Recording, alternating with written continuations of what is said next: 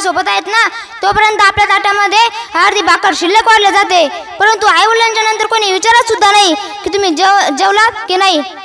तू माणसान मारत की बायको तर म्हणते, बायको म्हणते पण काय म्हणते, जी पतिव्रता असते ना तीच म्हणते की ती तुम्ही जेवलात का. आणि काय काय बायका काय करतात, नवरा याच्या आधी फुल टाचून खातात आणि नंतर बायको आल्यानंतर नवरा आल्यानंतर म्हणतात मी तुमच्याशिवाय जेवू कशी. आता आलेल्या बायकोला आपण म्हणतो जवळ करतो आणि जे आई वडील आपला जन्म दिलाय त्या आई वडिलांना आपण दूर करतो.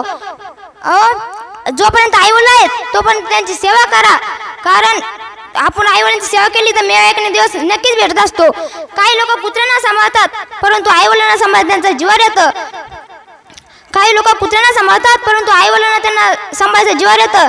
कुत्र्यांना त्यांना जीव लावतात, त्यांना खायला देतात तरी सुद्धा ते एक दिवस चावल्याशिवाय राहत नाही.